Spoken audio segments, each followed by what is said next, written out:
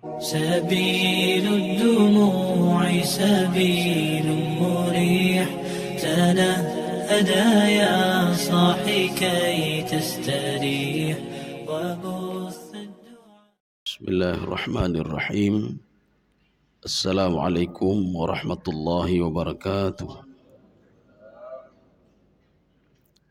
الحمد لله رب العالمين، والصلاة والسلام على أشرف الأنبياء والمرسلين وعلى آله وأصحابه أجمعين.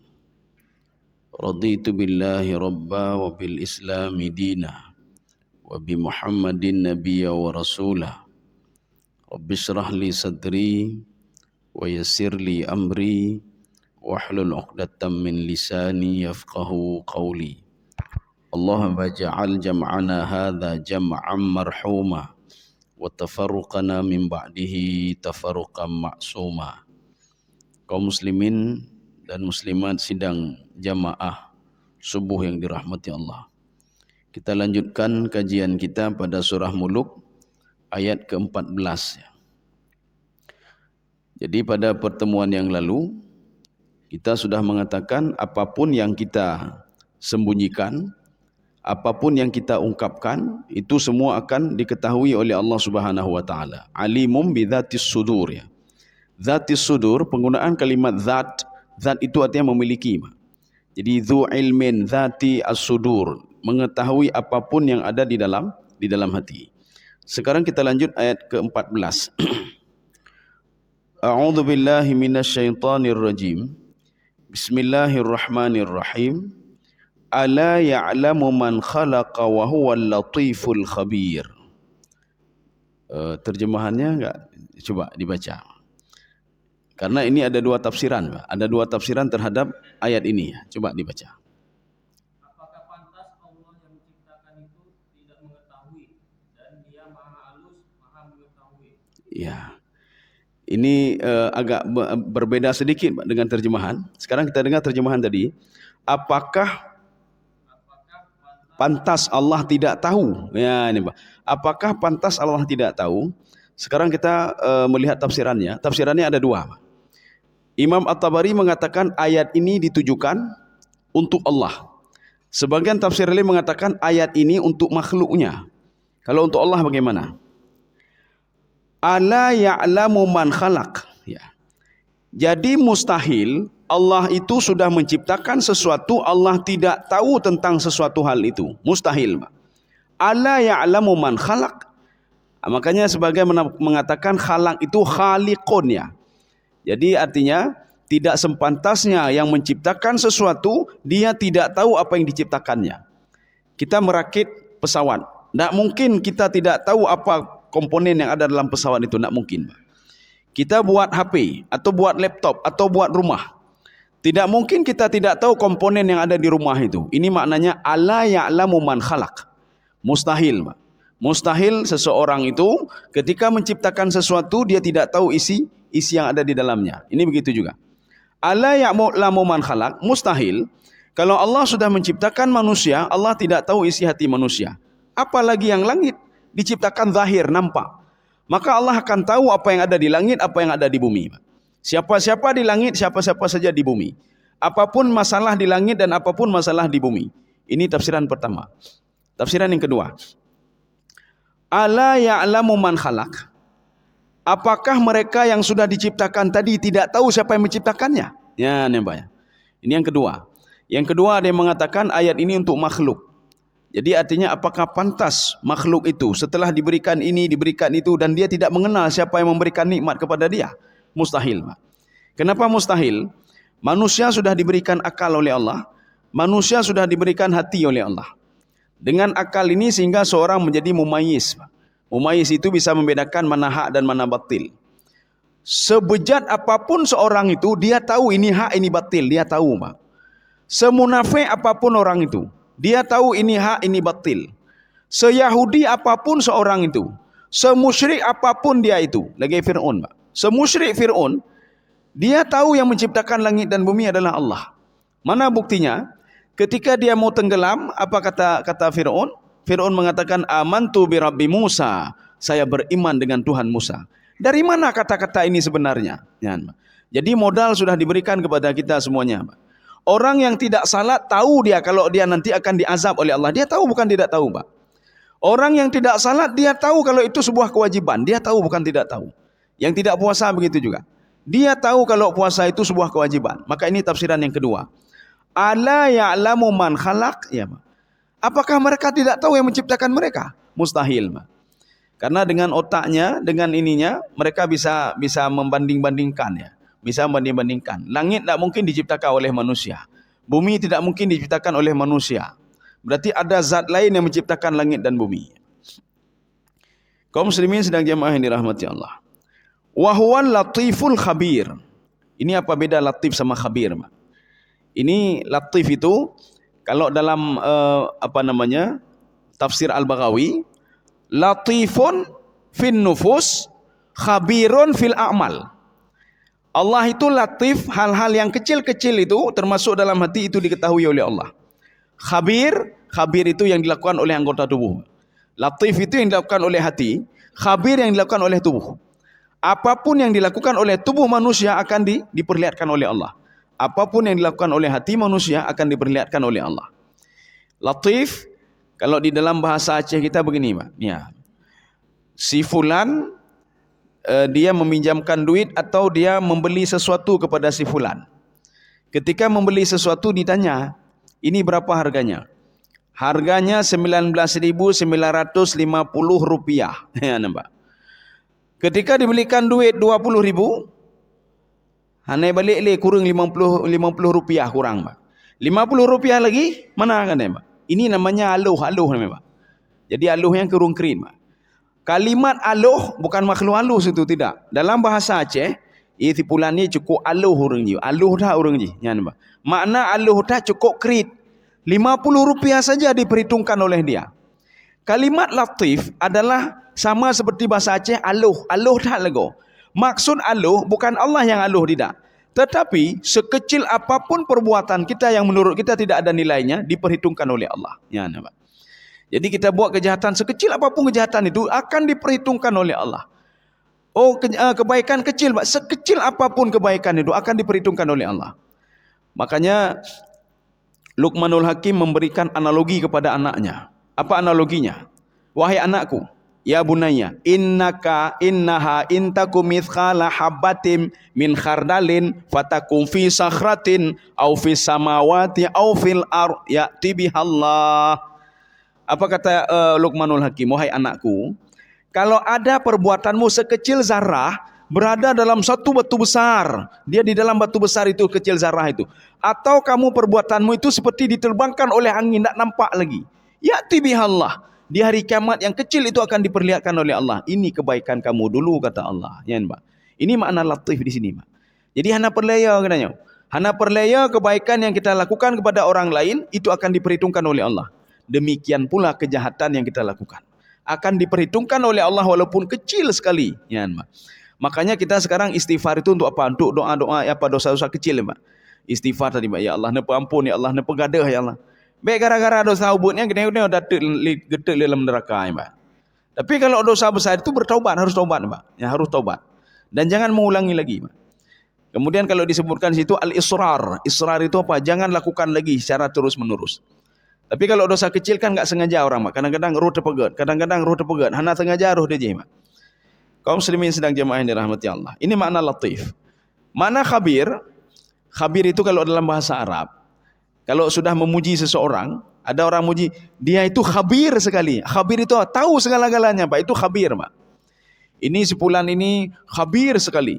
Itu si fulan itu khabir sekali. Artinya apa? Dia pakar dan tahu, Pak. Ini khabir namanya. Khabir di sini, Allah tahu apa yang dilakukan oleh fisik manusia. Latif, Allah tahu apa yang dilakukan oleh hati manusia. Itu bedanya. Latifun, khabir. Kita lanjut lagi, Pak. Ini saya butuh juga terjemahan ini. Wa huwallazi ja'ala lakumul arda dzalula. Ya, coba diterjemahkan lagi, Pak. Dialah yang menjadikan bumi itu mudah bagi kamu. Sudah. Allah menjadikan bumi itu mudah bagi kamu. Mudah bagaimana, Pak? Ada orang salat kok enggak mudah dia hidupnya. Ada orang tahajud, kenapa tidak mudah hidupnya? Kenapa orang yang tidak salat dia dipermudah oleh Allah? Yahudi hanai temayang, tapi kok mudah sekali hidupnya. Nyo katanya orang temayang, orang tahajud, bahkan tu tahu dek katanya, Pak. Nyan, sekarang kita bagi dua dulu. Dalam konsep Imam Ghazali, Pak. Manusia itu ada dua kelompok. Kelompok pertama, kelompok yang tidak mau diatur. Kami tidak mau diatur ya Allah. Kami tidak mau salat. Kami tidak mau puasa. Kami tidak mau zakat. Kami tidak mau patuh kepada engkau. Tidak mau ini, tidak mau itu. Tapi kamu mau nikmat saja, boleh? Boleh, kata Allah. Silakan ambil. Tapi ketika nikmat ini, silakan. Dharhum ya'kulu wa yatamata'u wa yulhihimul amal. Mereka tidak mau diatur lagi, ya terserah. Nak mau diatur, Pak. Tapi ingat, kata Allah. Thumma ja'alna lahu jahannam. Kalian dengan sendirinya minta untuk masuk ke dalam neraka. Berarti ini kelompok pertama, Pak. Kelompok pertama bebas.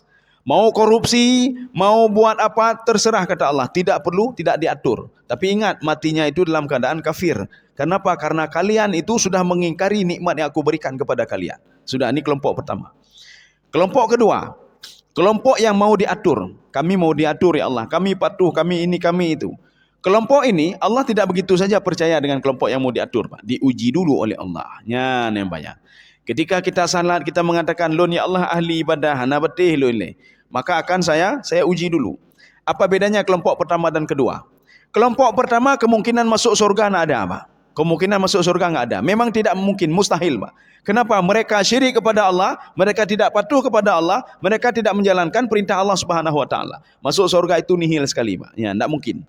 Kelompok yang kedua, karena mereka patuh dan taat kepada Allah, bahkan diberikan reward yang banyak oleh Allah Subhanahu wa taala. Diberikan reward yang banyak, bahkan tidak terhingga. Min haitsu la yahtasib. Jadi selama ini kita salat, kita beribadah, kenapa susah? Susah itu ujian bagi kelompok kedua, Pak. Allah akan menguji apakah betul ibadah kamu kepadaku selama ini. Ya, Pak. Kelompok pertama, kalaupun dia berbuat kebaikan tidak diberikan reward apa-apa oleh Allah. Kelompok pertama, dia ingin bantu orang miskin, bantu anak yatim. Karena ada beberapa bulan yang lalu ada tempat penyantunan anak yatim, Pak. Ya, penyantunan anak yatim dan fakir miskin. Beliau mendatangi saya. Apa kata beliau? Ustaz, kita sudah banyak bantuan dari Cina ni, Pak. Ya, Pak. Nah, Cina yang Mekah-Mekah nah, kai jok kena bantu ji. Mudah-mudahan Cinanya kita mau dalam surga, Pak. Lumai dah mau dalam surga Cina, Pak. Kecuali dia itu bertaubat dan masuk Islam dan beribadah kepada Allah. Hari kita mau dalam surga ji, tak masuk surga dia. Kenapa? Inilah yang dikatakan Aisyah kepada Rasulullah sallallahu alaihi wasallam. Aisyah berdialog dengan Rasulullah. Ya Rasulullah, si fulan ini sebelum dia masuk Islam, dia membantu ini, membantu itu. Dia bantu orang fakir miskin. Apakah perbuatan dia dulu diperhitungkan oleh Allah karena dia berbuat kebaikan? Rasulullah mengatakan, tidak, kata Rasulullah. Aisyah bertanya, kenapa ya Rasulullah? Rasulullah menjawab, karena dia tidak beriman kepada Allah. Sebesar apapun kebaikan yang dilakukan tidak diperhitungkan oleh Allah. Walaupun dia bantu anak yatim, bantu fakir miskin, bantu masjid. Onyo kai bantu masjid li orang kafir hana pucak laju. Hana mreme tepu je, Pak. Pahala nak ada, apa-apa nak ada. Yang kau jibek tak fikir katanya, oh mayi dah awaknya na. Apa kita mau jadi kelompok pertama? Kalau mau jadi kelompok pertama kata Allah, silahkan saja. Kamu tak usah salat pun kamu kaya. Yang menyong kaya hana becih temayang, Pak. Oh saya mau kaya, bek temayang pi kaya cik, gede ju. Kelompok pertama. Terserah kamu mau buat apa, mau makan apa, mau zalimi orang lain, silahkan saja. Ajalna lahu fiha ma nasya. Bahkan saya permudah lagi kata Allah. Ya, saya permudah lagi. Kaum muslimin sedang jamaah yang dirahmati Allah. Maka kita harus tahu dulu posisi kita di mana, Pak. Posisi kita di pertama, bukan di kedua, bukan pertama, Pak. Bukan kelompok yang tidak mau diatur. Maka jangan berdoa kepada Allah, ya Allah kenapa si fulan tidak salat? Dia engkau permudah hidupnya. Dipermudah hidupnya untuk diazab oleh Allah, jangan salah, Pak. Istidraj namanya. Apakah kita mau seperti dia? Kita kan mau kelompok kedua, kelompok yang diatur oleh Allah. Apapun kita terima, Pak. Maka di dalam kitab A'malul Qulub yang dikarang oleh Dr. Yasir Burhami, pada suatu hari Nabi Isa AS ditanya oleh Bani Israel, ya Ruhallah ma huwa ridha? Wahai Isa, Nabi Isa, ridha itu apa? Ya, Mbak. Apa jawab Nabi Isa AS? Ridha itu adalah, ridha kalau dalam bahasa kita menikmati ibadah, ya, Mbak. Ridha itu, kenikmatan itu, kamu selalu tersenyum ketika diberikan musibah dan ketika diberikan nikmat. Dua-dua tersenyum kamu. Sehingga orang lain tidak tahu kamu sedang diberikan musibah atau diberikan nikmat. Gedanya menyo kata kem-kem nya hana lain nyam bai tebik gaji leblah, gaji publah. Menyo kata kem-kem nyan berarti nyan THR ya, Pak. Ya, ni THR. Ya, menyo ka mekrok muka apa? Nya berarti leutang ya, Pak. Atau nah saja kebutuhan dia yang tidak terpenuhi, nyan, Pak. Maka Nabi Isa mengajarkan tersenyumlah kamu. Ketika kamu sakit tersenyumlah kamu. Ketika diberikan nikmat tersenyumlah kamu. Kenapa you tersenyum? Sebagian orang mengatakan, kipan tak kem le sedang sakit ni, Mbak. Kipan tak kem menyum temepe hom tak kem, Mbak. Tak kem THR. So anak kem, Mbak. Kem, Mbak. Maksud tersenyum ketika sakit, kita tahu, Mbak. Penyakit itu yang memberikan adalah Allah. Ya namanya. Jadi waktu tekem kena tersenyum. Kipan Pak nak mangak sakit? Alhamdulillah. Maka alhamdulillah yang memberikan sakit saya adalah Allah. Bagaimana alhamdulillah yang memberikan adalah Allah. Kalau orang lain saya marah, tapi yang memberikan Allah saya tidak marah. Ya nampak. Ketika diberikan nikmat begitu alhamdulillah. Kenapa? Yang memberikan nikmat adalah Allah, ya, Pak. Maka seorang mukmin itu tidak ada susah-susah hidupnya. Nak tu tahu deh, Pak. Ya. Yang tu tahu deh berarti bermasalah dia. Bermasalah dalam ibadahnya. Orang mukmin itu nak susah hidupnya, Pak. Selalu tersenyum, selalu tersenyum. Nyo nak baca-baca kat tutah. Tutah lun. Pututah le, Pak. Penyakitnya Allah gejau pututah dia. Menyo katanya tutah berarti katanya bengih ke Allah, Pak. Kita tak setuju dengan apa yang diberikan oleh Allah. Nyan, Pak. Makanya Allah mengatakan dalam hadis qudsi, la tasubbud dahra fa ana dahru. Jangan kamu caci maki masa, kata Allah. Saya adalah masa itu. Apa maksudnya? Ketika ada musim hujan selalu, sebagian orang kau hujan lamnya. Kahana lagut atalon lagi yang hujan-hujan tabe ya, Pak. Jawab beliau orang Mekah, alhamdulillah hujan tabe-tabe ya, Pak. Hujan tabe-tabe laju ya, Pak. Kemudian ketika musim panas ya, musim panas begitu juga. Ketika musim panas mepep-pep orang yang lamblang, Pak. Mak kamu tem tu umnyo kala genyo je, Pak. Jadi artinya jangan kamu caci maki masa. Saya yang menciptakan masa itu. Menyo katanya mepep-pep kau jen lam, buno bantu katu lam, buno jen pulenya. Berarti katanya sama lagi kita mencaci maki yang menciptakan masa itu. Nikmati saja, Mak, nikmati saja. Jadi ketika diberikan hujan, alhamdulillah. Ketika hijau tu, alhamdulillah ji pututah demah, Pak. Jangan pututah. Tanya tak tinggalkan Pak Bumodro, kan Pak Bumodro ni, Pak. Kita akan habis tinggal meninggal dunia taweh katanya, Pak. Jangan, Pak. Maka Allah mengatakan kalau ada yang enggak setuju dengan apa yang aku lakukan, keluar dari bumiku, cari bumi lain, kata Allah. Ho tak ajak, Pak. Ho tak ajak. Ujau planet Mars. Ya kata Allah je ho menjak le, Pak. Ho menjak. Hana mo ho tak jauh, Pak. Kaum muslimin sedang jemaah yang dirahmati Allah. Ini ada tafsir kita akan melihat di dalam tafsir Al-Qushairi. Apa tafsir Al-Qushairi? Tadi saya ulangi terjemahannya. Allah memudahkan kamu, coba ulangi lagi, kita akan lihat sekarang. Sudah. Ya. Dialah yang menjadikan bumi itu mudah bagimu. Kenapa mudah? Karena kita termasuk kelompok yang kedua, patuh dan taat kepada Allah, diberikan jalan, Pak. Min haitsu la yahtasib. Sekarang perhatikan tafsir Al-Qushairi, Pak. Imam Al-Qushairi adalah salah satu penafsir sufi, Pak. Itu sama saya ada tafsirannya sampai berapa jilid itu. Kemudian ada satu lagi tafsir Al-Jauzi, sama saya ada juga tafsir Al-Jauzi, tafsir beliau. Satu lagi tafsir Ibnu Arabi, juga ada sama saya. Artinya apa? Ini adalah tafsir sufi, Pak. Bagaimana mereka menyikapi ayat ini? Apa kata Imam Al-Qushairi? Kita ambil satu saja. Dari 3 penafsir ini, satu saja, Pak. Apa kata beliau? Sebagaimana Allah mempermudahkan bumi ini untuk orang beriman, demikian pula nafsu ini mudah untuk ditaklukkan. Bagaimana caranya? Bitta'awud, dengan terus menerus menaklukkan nafsu ini, dia akan patuh dan taat kepada kita. Seorang yang malas berjamaah, dengan membiasakan diri menaklukkan nafsu ini untuk berjamaah, maka dia akan takluk, Pak. Dia akan sering untuk senang berjamaah. Seorang yang krit, dia itu bakhil, kalau membiasakan diri dengan bersedekah, dia bisa menaklukkan hatinya, sebagaimana Allah menaklukkan bumi untuk manusia. Ya. Jadi baik tutah, apa hana tak umanyo tutah, dan lunja jamaah bi tutah, lu mentedekah bi tutah, tak susah, kata Imam Al-Qushairi, Pak. Kamu bisa menaklukkan nafsumu bitta'awud. Ya.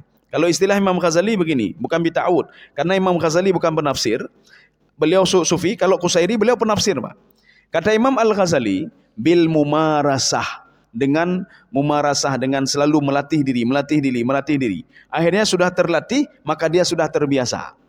Binatang itu di dalam Al-Quran disebutkan ada anjing, anjing pemburu. Anjing pemburu ini, dia tidak bisa berburu kecuali apa? Diajarkan oleh manusia. Diajarkan, Pak. Setelah diajarkan baru dia pandai berburu. Makanya anjing pemburu itu cukup bacakan bismillah saja sebenarnya. Bismillahirrahmanirrahim. Dia berburu binatang. Ketika digigit binatang itu, bacaan kita tadi sudah cukup ya. Omanyo athe bagibanyo bagiban dijikap bagaimana caranya ya, Pak. Binatang itu mati di leher, dia anjing gigitan anjing ini, kita cukup baca bismillahirrahmanirrahim karena dia anjing pemburu. Tapi kalau anjing pemburu tidak sah. Anjing setelah memakan sesuatu kita lihat omanyo pahtatnya. Ya, pahtacok itu enggak bisa, Pak. Kenapa? Karena bukan anjing pemburu. Tapi kalau anjing pemburu, dia khusus berburu, dia tidak ada masalah. Cukup baca bismillah ketika kita melepaskan dia. Bismillahirrahmanirrahim. Kaum muslimin sedang jemaah yang dirahmati Allah. Jadi nanti nafsu ini, itulah kita menundukkan nafsu, itulah di bulan Ramadan ini, Pak. Di bulan Ramadan, ini sudah Ramadan keberapa nih, Pak? 19, Pak. 19 ya. Mulai Ramadan 19. Jadi kita baik-baik ingat tiblah hurode, tiblah berarti tenang dia kan habis ya, Pak. Berarti tenang kan habis ya, Pak. Jadi makanya dengan kita kan kenikmatan itu, kalau kata Imam Al-Qatadah, kenikmatan beribadah itu di akhir-akhir ya, Pak. Bukan di awal-awal, di akhir itu nikmat sekali ibadah. Kalau kita salat 8 atau salat 20, nikmatnya salat 8 ketika sudah sampai 6 rakaat atau 7 rakaat, itu baru nikmatnya, Pak. Kalau salat 20, ketika hampir sampai 18, yang baru mangan, nikmat dah lagu. Bukti nikmat ketika habis salat witir, alhamdulillah sudah selesai, nikmat dah lagu, Pak. Di akhir, Pak. Nikmatnya puasa Ramadan, ini kita belum merasakan lagi, Pak. Nanti mau akhir-akhir yang baru kita rasakan, nikmat lagu. Kenapa? Karena kita sudah membiasakan dari awal Ramadan, kemudian selanjutnya terus sampai akhir Ramadan. Makanya orang yang menikmati Ramadan, ketika tinggal 2-3 hari lagi, naik teroleh, Pak. Karabih lagu, katutah yang karabih, Pak. Katutah yang karabih, Pak. Kenapa? Karena sudah nikmat sekali, Pak, beribadah. Kan nikmat dah beribadah. Beda dengan orang yang sengsara dengan Ramadan, Pak. Hari pertama dia enak, Pak. Hari mau terakhir enggak enak terus, Pak. 7 horo tu lagi 7 thon ni, Pak. 7 horo lagi 7 thon, Pak. Tatun baju JP, tatun nyo hanjut espresso le, hanjut je kopi katutah dia, Pak. Hanjut je kopi, hanjut pirkok le, Pak, dari bengong hanjut pirkok, ya, Pak. Teruk tepuk gede, Pak, nyan, Pak. Sengsara dia, Pak. Ketika 2 hari lagi karabih. Pas terakhir merdeka, alhamdulillah. Nyorongnya bukan penikmat ibadah ni, Pak. Bukan penikmat ibadah. Kenikmatan ibadah tidak ada sama dia, Pak. Orang yang nikmat ibadah itu makin terakhir dia makin nikmat dalam beribadah. Kenapa? Bit ta'awud. Ini kalau dalam kajian Imam Al-Qusairi, Pak. Bil mumarasah. Karena dia terus begini terus, akhirnya nikmatnya di akhir, Pak. Seorang yang pergi goes-goes, ya sepeda, Pak. Hari pertama diajak oleh temannya, alah hedah legonya. Hari kedua begitu juga. Tapi ketika sudah sebulan, tang mangadah tang, ipakat jak, hai tajak dia lamno, lamno jangan lamno melabuh teruk dia ngai tangan ni, Pak. Kenapa? Karena sudah dia jiwai, Pak. Ya, nikmat sama dia. Ibadah itu nikmat, goes-goes itu nikmat sama dia. Tapi kalau hari pertama coba ajak, ban bloi tangan, padu menyui tangan 50 juta juga, you tangan 50 juta. Tajak ke dia melabuh je, melabuh be. Ulamno be sini, Pak. Karena belum terbiasa, Pak. Ya. Ini tafsiran yang kedua, huwallazi ja'ala lakumul arda dhalulan. Jadi makna dhalulan di sini hina, Pak. Arti hina apa? Kita bisa berbuat apa saja di bumi ini. Kalau istilahnya Imam Sawi, kita bisa bercocok tanam, kita bisa berbuat ini, kita bisa apa saja kita buat di bumi ini, Pak. Apapun itu. Tak cungke pi hana bengeh-bengeh bumi, Pak. Tak cungke hana bengeh, tak timbun pi hana bengeh, Pak. Kita menanam tidak ada apa-apa juga, ya, Pak. Tetapi begini ya, ada hakut tamaluk namanya, hak milik. Jadi BNT tak cungkir tanah gop tak cungkir, Pak. Jadi tanah gop na tak cungkir je. Hai pakanya tanah gop. Hai nyo bumi Allah, kagak permudah, betul kagak permudah. Tetapi ada dalam fikih itu hakut tamaluk, hak milik, Pak. Hak milik si fulan, hak milik untuk memakai. Hak milik si fulan. Enggak boleh kita masuk ke dalam hak milik orang lain. Lanjut, Pak. Ya. Nanti akan dilihat lagi di sini, kita lihat ayat selanjutnya. Famshu fi manakibiha. Ini sekarang poin yang kedua. Ya, masih ayat yang sama. Coba dibaca lagi, Pak. Maka berjalanlah di segala penjurunya dan makanlah Sudah. Ini dulu. Dan berjalanlah di segala penjurunya. Apa maksudnya? Ini agak bingung kita, Pak. Famshu fi manakibiha. Manakib itu ini, Pak. Artinya apa? Berdesak-desakanlah kalian. Apa maksud berdesak-desakan mencari rezeki? Artinya berusahalah kalian semaksimal mungkin. Ya, Mbak. Artinya saya ingin berusaha, saya ingin bekerja. Bekerjalah kalian, kata Allah. Famshu fi manakibiha. Jadi makanya baik duduk undang Mbak. Alah duduk. Bahkan di lauhul mahfuz memang lagi yang takdir lun. Lun memang takdir lagi nyaw. Keput tak kerja menyaw rezeki memang hana kerja oleh Allah. Yang banyak. Allah mengatakan famshu fi manakibiha. Tidak ada Allah katakan cari rezeki, tidak ada apa? Karena kita patuh kepada Allah maka rezeki diberikan. Ya, Mbak. Maka kenapa rezeki kita dapat? Karena kita patuh kepada Allah, itu saja, Mbak. Bukan gara-gara usaha kita, tidak. Ada orang berusaha dari pagi sampai sore, usaha maksimal tidak dapat apa-apa. Ada orang usaha sedikit sudah dapat banyak. Kenapa kita diberikan rezeki oleh Allah? Karena kita mau patuh dan taat kepada Allah. Walaupun secara logika tidak mungkin, Mbak. Tetapi karena kita sudah patuh, apapun diberikan oleh Allah. Mana contohnya? Maryam ketika baru melahirkan Nabi Isa alaihissalam, Maryam sangat lemah sekali. Isa begitu juga, tidak tahu apa mau dimakan dan diminum. Rupanya mereka berada di sebuah lembah. Di lembah itu ada sebuah pohon korma yang sudah layu. Tapi tiba-tiba dia itu segar kembali dan buahnya banyak sekali, Pak. Dan di situ ada air, Pak. Jadi di lembah itu ada air. Yang dulu tidak ada, tiba-tiba ada air. Berarti makanan minumannya dua. Apa? Ada minuman, ada makanan korma. Ketika itu Allah mengatakan kepada Maryam, "Wa huzzi ilaiki bijid'in nakhlati tusaqit alaiki rutaban janiyah." Kamu mau makan korma, kata Allah. Sekarang kalau mau makan, gok-gok. You gok-gok, Pak. Kamu berusaha dulu. Coba berusaha dulu kamu. Ya, Mbak. Secara logika tidak mungkin seorang Maryam yang sedang lemah sekali, dia baru melahirkan, ya gok-gok bak korma, ubino bak korma, Pak. Ya gok-gok bak korma supaya jatuh buahnya. Tidak mungkin secara logika. Hana mungkin, Pak. Hana mungkin. Kami saja habis pulang kuliah, Pak. Kuliah, nyambak korma kan banyak sekali, Pak. Batang korma ratusan, bahkan ada 1000 mungkin, Pak. Nyancok telap, Pak. Lagi awak Aceh ni, Pak. Cok telap lawai, Pak. Cok kaya lawa bak korma, Pak. Nah yang hana reci, Pak. Ada enggak jatuh juga, ya, Pak. Cok le lawa le, Pak. Dere bacul, Pak. Yang itu pun susah, ya, Pak. Apalagi you gok-gok bak korma, ya, Pak. Oh, katanya di Aceh hana bak bau gok-gok, aji gok-gok bau. Nyo habis wonyo untuk tepuk-tepuk, Pak. Nejak ne gok-gok bau, Pak. Nyo kai tanya lagi, Pak, apa bang rumah sakit, ya, Pak. Ibakah kapung apa bang rumah sakit? Idanya pekan, puyak gok-gok bau yang oleh. Hana rut boh haji bapu yak gok-gok. 10 orang yang gok-gok pi hana rut ni, Pak. Maryam begitu juga. Ketika Allah memerintahkan kepada Maryam, wa huzzi ilaiki biziz'in nakhlah. Negok-gok bak korma. Supaya apa? Jatuh buah itu.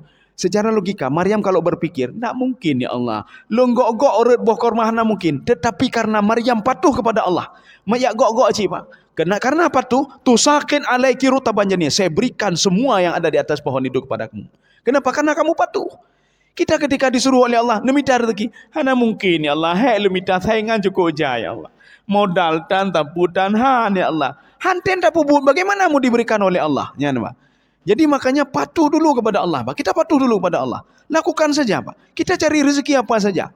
Baik kalau kita berangkat rezeki, Allah anda mungkin lo ni Allah. Modal dan taputan. Tak kerja le. Kerja kalau tak pukul lo, Pak. Kita kerja dulu. Berbuat dulu. Baru diberikan oleh Allah. Ya. Jadi Maryam apa salahnya? Allah kalau mengambil buah korma langsung menurunkan bisa saja. Gecok buah korma mandung. Gecoknya Maryam makanan, tapi Allah ingin melihat kepatuhan Maryam. Maryam patuh atau tidak? Ya, Pak. Allah menyuruh negok-gok bak kormanya. Kalau seandainya kita pada posisi Maryam, mungkin dah pegang, nah ya gok-gok bak korma. Lon bak lon gok-gok. Nah mungkin ya napa harap gejok rezeki oleh Allah, Pak. Kita lakukan saja perintah Allah. Maka makna famshu fi manakibiha, berdesak-desakkanlah kamu dalam mencari rezeki. Berdesak-desakkan saja, artinya apa? Berusahalah kamu. Ini sebuah makna kinayah, sebuah makna majas. Berdesak-desakkan artinya susah, Pak. Ya Allah, saya ingat, hana pupu yang jelas nak kerja aju ile, kata Allah. Itu masalah rezeki, saya yang kasih rezeki kepada kamu. Kamu jangan takut. Masalahnya kamu tidak dengar saya, kata Allah. Coba kamu dengar saya. Makanya orang-orang kafir Quraisy, kenapa dia membunuh anaknya? Dia membunuh anaknya karena dalam pikiran mereka, kalau makin banyak anak, makin banyak rezeki kita bagi-bagi, Pak. Menyona rezeki tertuh ribe, anak-anak tiploh roh, ribe apa namanya? Tertuh ribe, tiploh ribe kabeh. Tapi kalau anak satu orang, tertuh ribe kegenyan, Pak. Ya, Pak. Itu pikiran mereka. Sehingga setiap lahir anak itu, apalagi anak perempuan, langsung dibunuh. Ya. Ketika itu turun ayat, Allah katakan begini, kenapa kamu bunuh dia? La taqtulu auladakum khasyata imlaq. Jangan bunuh anakmu karena takut miskin. Nahnu narzuquhum wa iyyakum. Yang memberikan rezeki mereka saya, memberikan kamu juga saya, kata Allah. Bahkan di ayat lain dibalik oleh Allah, yang memberikan rezeki kamu saya, berezeki anakmu juga saya. Nanti di padang mahsyar, kata Allah, ketika kamu saya bangkitkan di padang mahsyar, saya tidak pernah bertanya tentang rezeki anakmu sama kamu. Tidak pernah saya tanya.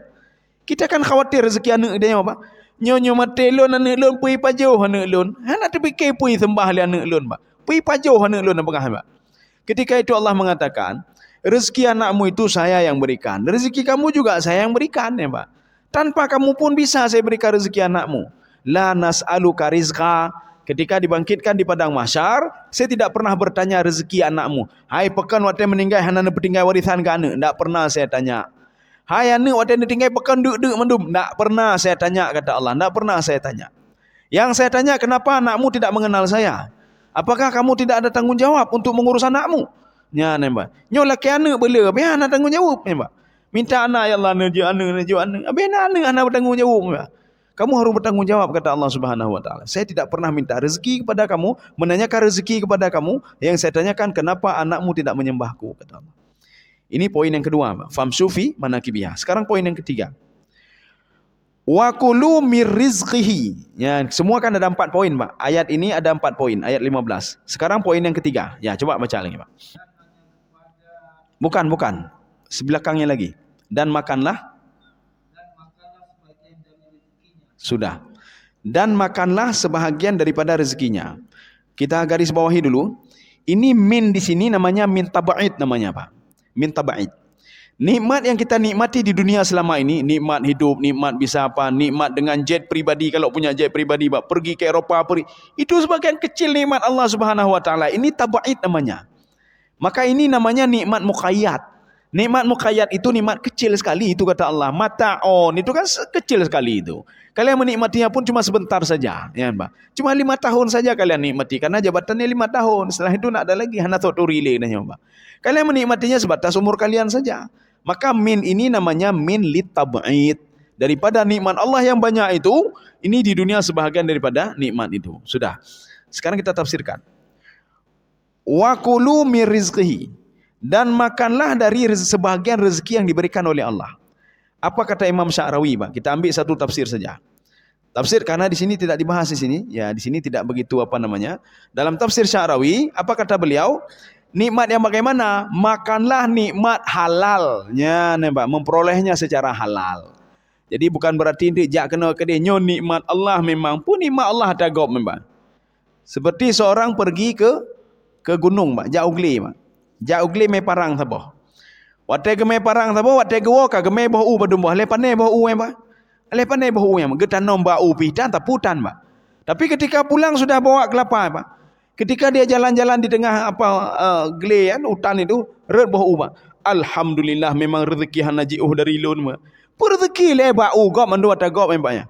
Semua punya orang lain, apa rezeki, Pak? Maka rezeki di sini kata Imam Sya'rawi adalah rezeki yang halal. Sesuai dengan kerjamu, bukan punya orang lain, ya, Pak. Kamu teken punya orang lain, kamu teken itu. Yang kamu teken ya punya kamu, kalau punya kamu makan itu. Ini rezeki yang halal, Pak. Kalau kamu pun makan yang haram, akan saya mintai pertanggungjawaban itu. Maka Rasulullah mengatakan, yang haram yang tumbuh di dalam tubuh 1 titik saja, fannaru aula bihi. Dia cocoknya masuk ke neraka dulu, Pak. Untuk menghilangkan 1 titik itu, Pak. Kita katakan, ya Allah, saya kan makan haram kan cuma sedikit. Betul kalian makan sedikit. Yang sedikit itu sudah menjadi darah. Darah itu dipompa oleh jantung ke seluruh tubuh, Pak. Maknanya yang sedikit tadi ada di tangan, ada di kepala, ada di telinga, ada di kaki, ada di perut. Artinya tubuh kita ini dipenuhi dengan yang haram walaupun sedikit, Pak. Ya. Kita punya kuah belangang, kuah belangang, Pak. Ya, kuah belangang. Tiba-tiba rek najis hilang kuah belangang, Pak. Rek najis, kau baca rek najis, Pak. Ya, rek najis. Hai kamu menajisi semuanya. Sudah menjadi semuanya. Hanya bajuh lagi pada bajuh menajis, Pak. Sudah kena najisnya, Pak. Atau kita letakkan lemak bui dapat sorgan, Pak. Kamu najis mendum, Pak. Walaupun sedikit, Pak. Kita ambil air putih. Kemudian kita letakkan apa pewarna, sedikit saja pewarna. Tabuh belangang kamu warna, Pak. Hanya pakai tabuh belangang, Pak. Ya. Begitu juga kita yang makan haram. Hati-hati, Pak. Walaupun kita makan sedikit, ya Allah, lu korupsi bacu, ya Allah, ya, Pak. Bacut le samai ba, samai ba. Ya Allah baik najih lon bacut lo azab tipulan 1 miliar ya azab. Lo cuma tertoh rebe lon korupsi ya Allah. 100,000 sama 1 miliar sama apa? Kenapa sama? Dua-dua bobrok akhlaknya, ngambil punya orang lain. Kalau yang tadi berdoa 100,000 saya makan sedikit, dia posisi pada 1 miliar mungkin 2 miliar dia ambil punya orang lain, Pak. Ini poin yang kedua. Artinya makan sesuatu hal itu yang halal, baik yang haram. Maka ketika makan sesuatu jagalah diri, Pak. Ada wara istilahnya, Pak. Dalam kajian tasawuf, wara itu menjaga diri dari 3 hal. Kita mungkin bisa yang pertama, Pak. Ya, yang pertama.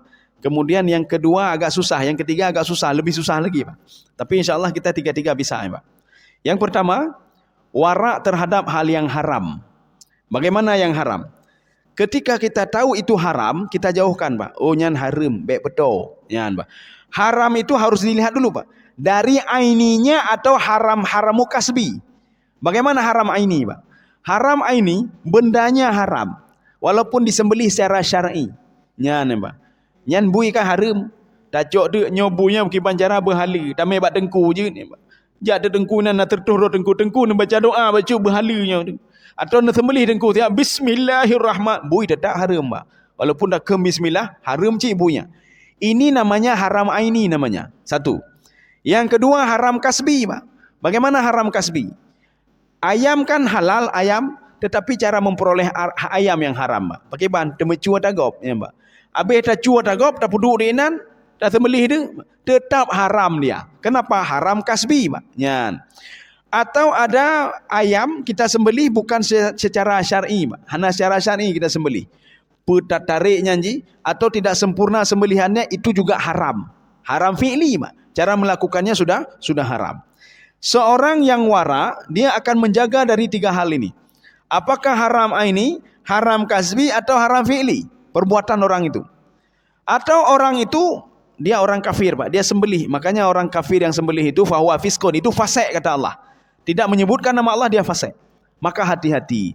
Kalau ada yang diimpor, Pak, ya, yang diimpor ke dalam negeri, hewan yang sudah tersembelih, kita tanya dulu, ini dari mana ini? Oma dari Nanggoroje.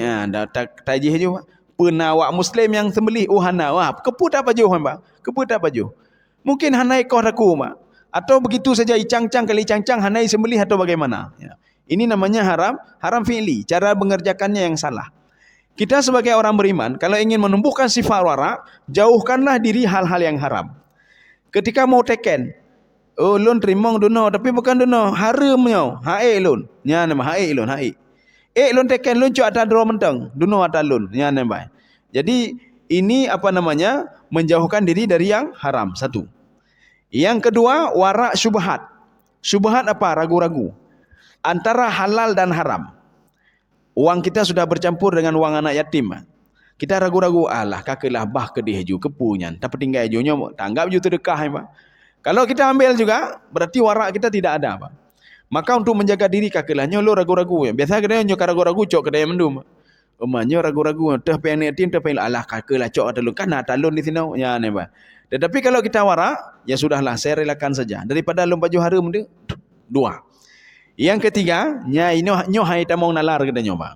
Ini memang sudah level-level tinggi, Pak. Ini warak level tinggi. Warak terhadap suatu hal yang halal. Ya, Pak. Dia menjaga diri dari yang halal. Apa maksudnya? Seorang pekerja urung temecet, Pak. Temecet rumah. Habis dia cek rumah, sore-sorenya dapat gaji dia dari tuannya. Nyo gaji 500,000 yang kau cet. Ya, Pak. Ketika dia terima duit tadi kan halal duit tadi, Pak. Hasil keringatnya sendiri. Dia kerja sendiri, dia tidak mencuri. 500,000 sudah ada di tangan dia. Tapi dia lihat tuannya, oh ma tuan lonnya itu mecu ada gam je, habis itu mecu juga gaji ke lon ni, Pak. Habis kata mecu gaknya, kata mecu ke main judi. Juga gaji dari main judi. Kakak hana loncok lon ni, Pak. Kita tak bisa level itu, Pak. Tak sanggup kita level itu. Ini sudah level tinggi, Pak. Warak terhadap level tinggi, Pak. Seorang yang menjaga itu dari yang halal. Itu contoh lain. Kita diundang, Pak. Karena sebagian dia urung pengusaha, gaya ngapa haram, Pak. Ge korupsi kagau, ge pengat kagau, nyo kana peng sekian miliar untuk pergelih harta atau pegak kenduri le, Pak. Pegak kenduri ya, Pak. Untuk pergelih harta curian, pegak kenduri. Akhirnya ketika dia buat kenduri diundang dia katanya diundang menunggu undang. Ketika kita sampai ke situ, dengku yang paknya. Habis ke main judi gak pegaknya. Habis kita mencuat agak ke pegak kenduri untuk bersihkan hana lu pajuh ulun, hana pajuh yang banyak. Ini kan undangan wajib. Undangan itu wajib hadir bukan wajib makan ya, Pak. Hana wajib makan ya, Pak. Kita sebagai diundang kita, nyono undang, lunjak duduk kita, Pak, undangan. Tapi kan tidak wajib makan, tidak wajib minum. Karena kita tahu minuman makanan itu diperoleh dari yang haram, Pak. Urungnya diperoleh dari yang haram. Ya undang dia katanya. Ya undang dengku, undang ulama menumbak supaya apa? Supaya yang bunuh gelih menumbak, hana gelih je, Pak. Ini sama seperti begini kata Rasulullah. Bahkan ini Imam Al-Ghazali membuat sabda Rasulullah ini masuk ke dalam kajian beliau, Pak. Apa dalam kajiannya?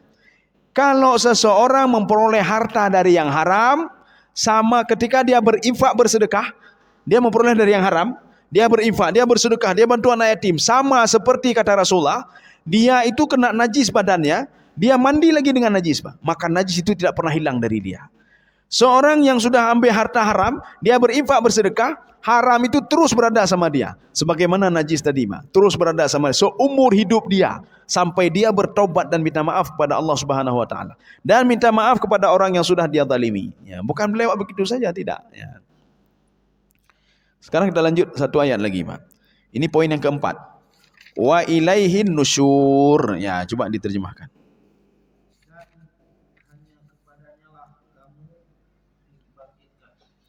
Hanya kepadanya lah kamu dibangkitkan. Iya. Ini nusyur ini. Nusyur itu berasal dari kalimat nasyara. Nasyara itu bangkit dan menyebar, Pak. Itu nasyrun, Pak.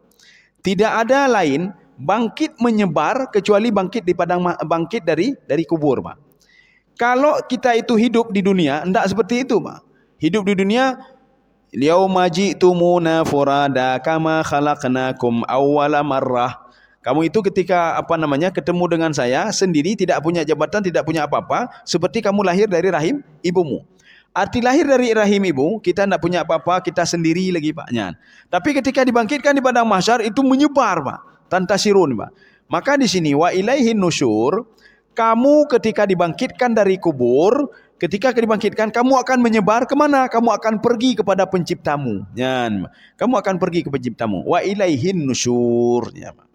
Jadi makanya sebejat apapun seorang itu akan kembali kepada Allah. Maka Allah mengatakan, biarin saja mereka buat maksiat. Mereka akan ketemu juga dengan saya, kata Allah. Biarin saja mereka tidak salah. Mereka akan ketemu juga dengan saya, kata Allah. Kenapa? Karena yang menciptakan mereka itu saya. Sudah diberikan nikmat, diberikan kelapangan. Kenapa tidak mau juga mensyukuri nikmat? Padahal yang saya minta itu, kata Allah, teringat saja sudah bersyukur, Pak. Teringat saja. Hana pun lihat tutah-tutah lun harubino harubhana, Pak. Sebagai penutup ya.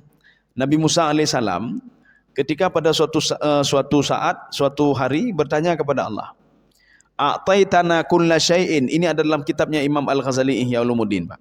A'taitana kulla syai'in fa kaifa nashkuru bika. Apa kata Nabi Musa? Engkau memberikan segalanya kepada kami, ya Allah. Apa yang sepatutnya kami lakukan, ya Allah? Bagaimana cara kami bersyukur, ya Allah? Puperle kamu tujur, kamu pegatnya, kamu pegatnya, kata Nabi Musa alaihissalam. Tidak perlu, kata Allah. Innal abda ya'rifu anna ni'mata minni faqad syakara. Seorang hamba, dia tahu nikmat itu berasal dariku saja, sudah bersyukur dia. Sudah bersyukur. Makanya kita itu setiap apa-apa saya menerima, alhamdulillah. Jadi refleksi syukur itu pada kalimat alhamdulillah. Maka jangan berat-berat lakukan alhamdulillah. Makanya kalau sudah orang level tinggi, bersyukur tinggi, takit-takit pi alhamdulillah ni, Pak. Ketika takit, alhamdulillah ka sakit lu, ya Allah. Alhamdulillah lun kabino, ya Allah. Alhamdulillah kan juk penyakit, ya Allah. Ini level tinggi ni, Pak. Tapi level-level katanya golong, Pak. Level katanya nikmat mentah alhamdulillah. Kau juk alhamdulillah, ya Allah. Waktu juk sakit kabala lu, ya Allah, ya. Kapalo lu, ya Allah, kata sakit, ya Allah. Hanya lu kerja le, kagak proyek, kagak hanya kamu kerum muka-muka, ya, Pak. Tapi kalau orang sudah level tinggi, setiap sakit itu alhamdulillah, ya Allah. Alhamdulillah kata dia, Pak. Kenapa? Yang memberikan sakit itu adalah Allah Subhanahu Wa Taala. Ya. Saya rasa cukup sekian. Mudah-mudahan ada manfaatnya bagi saya sendiri dan jemaah sekalian. Subhanakallah bihamdika asyhadu an la ilaha illa anta astaghfiruka wa atubu ilaik. Assalamualaikum warahmatullahi wabarakatuh.